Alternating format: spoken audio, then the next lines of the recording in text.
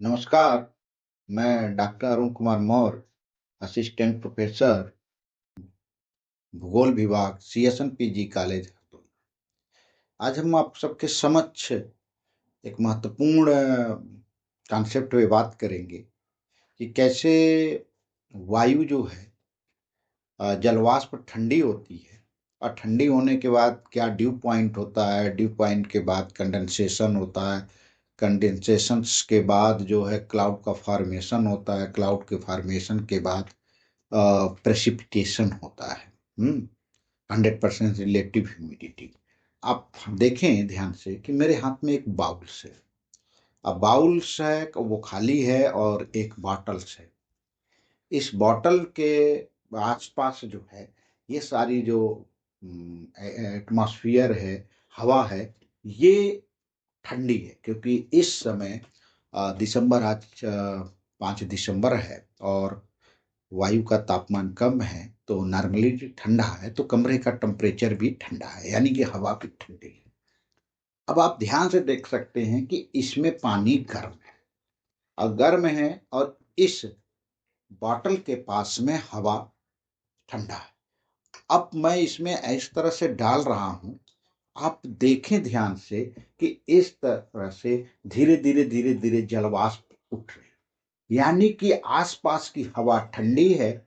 इस पानी के संपर्क में आने वाली हवा धीरे धीरे इस गर्म पानी के आने वाली हवा गर्म होके और यह जलवाष्प वाटर वेपर के पास में गर्म होके नीचे उठने लगती। आप ध्यान से देखें। अब जब जैसे जैसे ये उठती जाएगी आप देखेंगे कुछ ऊंचाई तक आपको जलवाष्प दिखाई दे रहा है, अब फिर उसके बाद नहीं दिखाई दे। आखिर ये जलवाष्प जा कहाँ? कभी आपने सोचा? क्योंकि यहां तक दिखाई दे रहा है, यहां तक दिखाई दे रहा है, यहां तक हवा का घनत्व ऊपर वाले घनत्व से ज्यादा है और यहाँ पर टेम्परेचर जो है धीरे धीरे धीरे धीरे यहाँ पर टेम्परेचर, इसके आसपास का टेम्परेचर कम है। जब टेम्परेचर कम है तो ये धीरे धीरे जम और ऊपर जाते जाते जाते हवा की डेंसिटी जो है कम कम होने लगती है। हवा की डेंसिटी कम होने के कारण धीरे धीरे ये जलवाष्प फैल जाता है। अब फैलने के कारण उसी हवा में विलीन हो जा रहा है, जिससे कि हमें फिर नहीं दिखा। अगर इस जलवाष्प को हम किसी तरह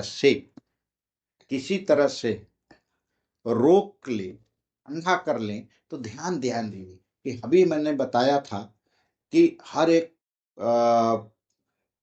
अ, हवा की या किसी भी वस्तु की नमी धारण करने की अपनी क्षमता हो। यदि ये ऊपर उठ रही है और इस तरह से धीरे धीरे धीरे धीरे उठने के साथ ये ठंडी होती जा रही है, ठंडी होती जा रही है क्योंकि घनत्व तो कम होता जा रहा है।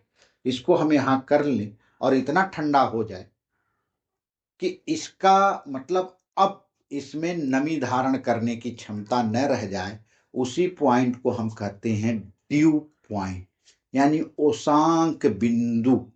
यहाँ पर हवा एकदम सैचुरेट हो जाती है और उस ड्यू पॉइंट पर अब धीरे धीरे धीरे धीरे आसपास हाइग्रोस्कोपिक न्यूक्लियाई, जो नमक के कण, धूल के कण, धुएं के कण होते हैं, उन पे चिपकने लगते हैं और धीरे धीरे धीरे धीरे बूंदे बनने लगती है। इस प्रक्रिया को हम कहते हैं कंडेंसेशन। और जब ये कंडेंसेशन होने लगता है, कई बूंदें आपस में मिल जाती हैं और कई बूंदें मिलने के बाद धीरे धीरे धीरे धीरे वह बन जाता है क्लाउड फॉर्मेशन। और जब क्लाउड फॉर्मेशन बन जाता है और उस क्लाउड में 100% रिलेटिव ह्यूमिडिटी होने होने जाती है, उसके बाद उसकी क्षमता नहीं होती है, देन उसके बाद वह नहीं रुक सकती और वह नीचे आने लगती है, तो उसको कहते हैं प्रेसिपिटेशन। और यह प्रेसिपिटेशन रेनफॉल के रूप में हो सकता है, हेल के रूप में यानी ओले के रूप में हो सकता है, ड्यू के रूप में, ओस के रूप में हो सकता है, ड्रिजिल के रूप में, मतलब अलाटाप ऑफ टाइप जो उतने हैं, स्लिट के रूप में हो सकता है, तमाम तरह की चाहिए हो सकती। तो ये थोड़ा सा एक कॉन्सेप्ट था कि हवा कैसे सैचुरेट होती है, कैसे बादल का निर्माण होता है, प्रेसिपिटेशन कैसे होता है और ठंडी हवा गर्म हवा को कैसे ऊपर उठा देती हैं या गर्म हवा हल्की होकर ऊपर उठती है। ऊपर तभी उठती है जबकि ऊपर का घनत्व कम।